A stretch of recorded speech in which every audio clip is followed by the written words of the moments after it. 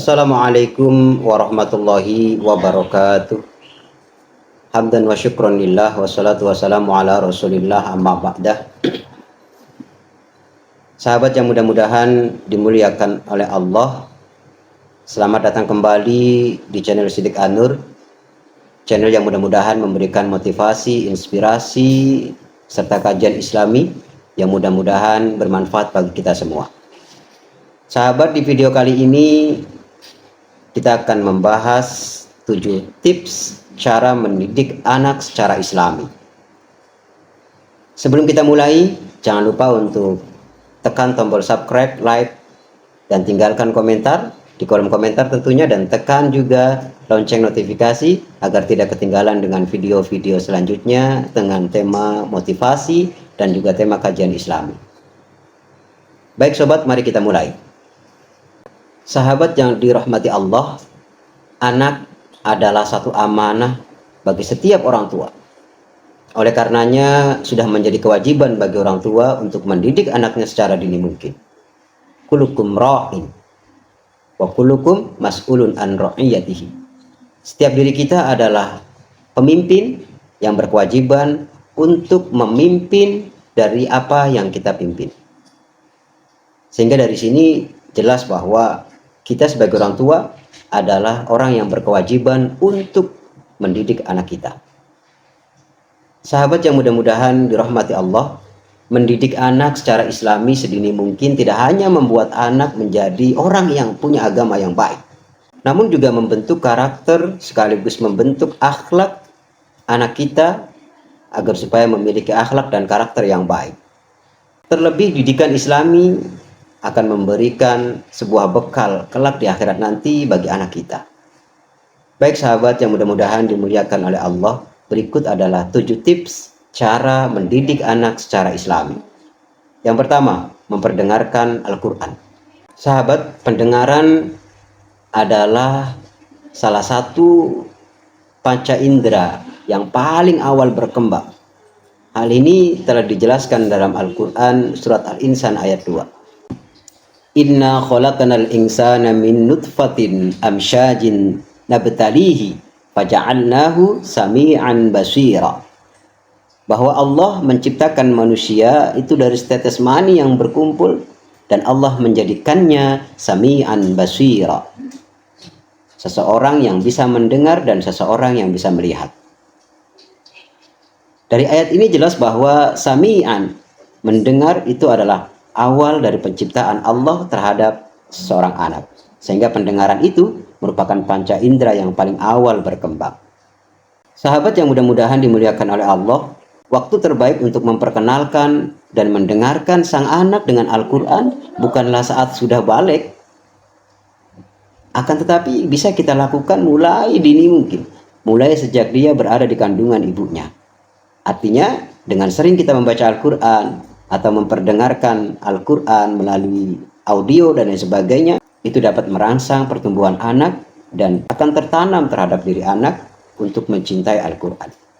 Seperti yang kita ketahui sahabat, bahwa janin ataupun bayi merupakan makhluk yang suci, makhluk yang belum pernah melaksanakan khilafan, makhluk yang belum pernah melaksanakan dosa, sehingga lantunan ayat Al-Quran akan mudah untuk diserap dalam otak mereka.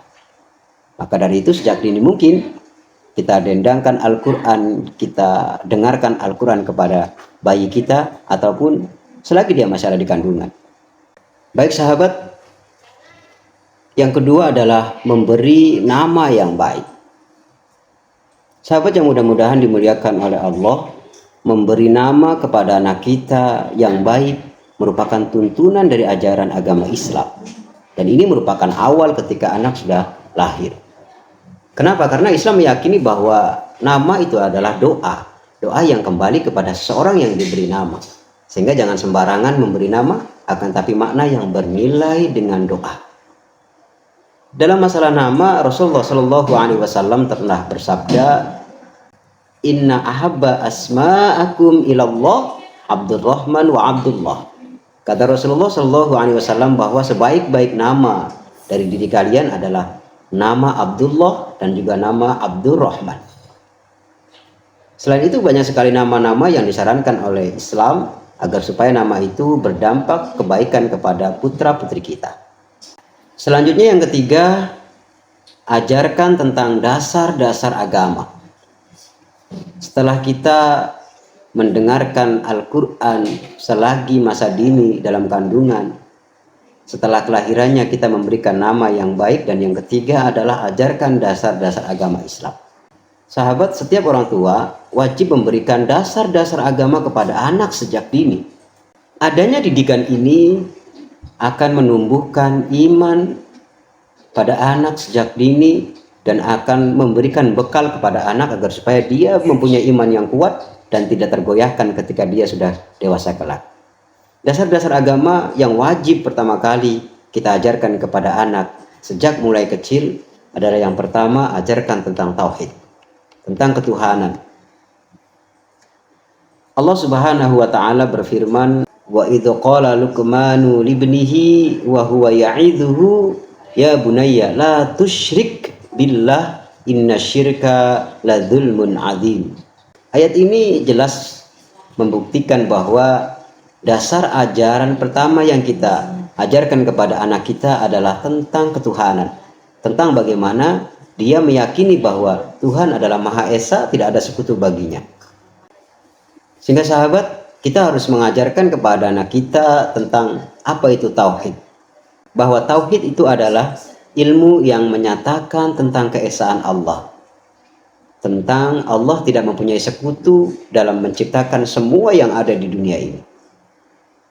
Sehingga dengan kita membekali anak kita sebagai dasar bentuk tauhid, maka anak kita nanti besarnya kelak mempunyai prinsip tentang ketuhanan yang Maha Esa, mempunyai prinsip bahwa Allah adalah zat yang menguasai segala alam dan tidak ada sekutu baginya. Sahabat, dasar ilmu yang kedua setelah tauhid, kita ajarkan anak kita tentang sholat. Rasulullah Shallallahu Alaihi Wasallam bersabda, murru auladakum bis sholat wa huwa abna'u sab'i sinina. Kata Rasulullah, ajarilah, perintahlah kepada anak kita untuk melaksanakan sholat ketika dia genap berumur 7 tahun.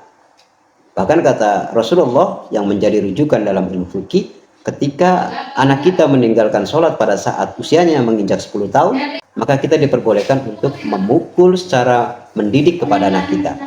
Tujuannya apa? Agar supaya dia tidak terbiasa untuk meninggalkan sholat. Sahabat yang mudah-mudahan dimuliakan oleh Allah, karena sholat ini merupakan tiang agama, maka sholat menjadi dasar tuntunan bagi orang tua untuk mengajarkan anaknya untuk melaksanakan sholat. Selanjutnya, dasar ilmu yang harus kita ajarkan kepada anak-anak kita adalah tentang akhlak, tentang perilaku. Rasulullah memberikan petunjuk bahwa akhlak yang kita ajarkan kepada anak kita itu bukan semata-mata akhlak kita kepada orang lain, akan tetapi akhlak bagaimana kita memperlakukan diri kita pribadi. Artinya akhlak kepada orang lain kita ajarkan agar supaya mereka bisa berinteraksi, bisa bersosialisasi dengan orang-orang yang ada di sekelilingnya dengan mempunyai akhlak yang baik, tapi juga akhlak dengan diri pribadinya, bahwa hatinya tidak diperbolehkan untuk sombong, hatinya harus dibersihkan dari sifat ria dan lain sebagainya. Ini adalah salah satu dari bentuk ajaran akhlak kepada anak kita. Sahabat, dalam hal ini Rasulullah Shallallahu Alaihi Wasallam bersabda, manahala walidun waladahu afdola min adabin hasanin. Jadi kata Rasulullah, tidak ada pemberian dari seorang ayah untuk anaknya yang lebih utama daripada pendidikan akhlak kepada anaknya. Sahabat yang mudah-mudahan dimuliakan oleh Allah, dari hadis ini jelas bahwa akhlak merupakan sesuatu dasar ajaran agama Islam yang harus kita ajarkan kepada anak kita. Sahabat, selanjutnya dasar ajaran yang harus kita ajarkan kepada anak kita sejak dini mungkin adalah ajarkan mereka tentang sedekah dan ajarkan mereka tentang sikap kesederhanaan. Dengan ini, dengan cara kita mengajarkan bersedekah sekaligus kita mempraktekkan bersedekah dan mengajarkan sikap sederhana kepada anak kita sejak dini, maka ketika anak dewasa dia terbiasa memberikan sesuatu hal yang dia punya kepada orang lain dengan berupa bersedekah ataupun bersedekah yang mungkin bukan maliyah, Bersedekah yang bukan harta, seperti dia selalu tersenyum kepada temannya, itu juga termasuk sedekah atau termasuk sedekah. Dan juga dengan sikap sederhana, maka dia akan terbentuk ketika dewasa nanti, meskipun dia mempunyai berlimpah harta, mempunyai banyak materi, akan tetapi dia akan hidup dengan kesederhanaan karena terbiasa sejak kecil dia hidup dengan sederhana. Dua pendidikan ini sangat penting juga kita ajarkan kepada anak didik kita atau anak kita sejak dini mungkin. Sahabat Sidik Anur Channel yang dirahmati Allah, selanjutnya tips atau cara kita mendidik anak secara islami yang keempat adalah ajarkan mereka dengan kata yang lembut. Ajarkan mereka dengan penuh dengan kesabaran kita. Ajarkan mereka dengan penuh keikhlasan kita. Karena mendidik anak kita yang masih usianya kecil, yang masih usianya labil, itu tidak sama dengan mendidik anak dewasa. Sehingga butuh kesabaran dan butuh trik agar supaya mereka mau menerima apa yang kita ajarkan. Sahabat yang mudah-mudahan dimuliakan oleh Allah, mengajarkan anak dengan tutur kata yang lembut bukan hanya mereka menyerap apa yang kita ajarkan, akan tapi juga memberikan contoh kepada mereka agar supaya tetap bersikap lembut, bersikap sopan kepada orang lain.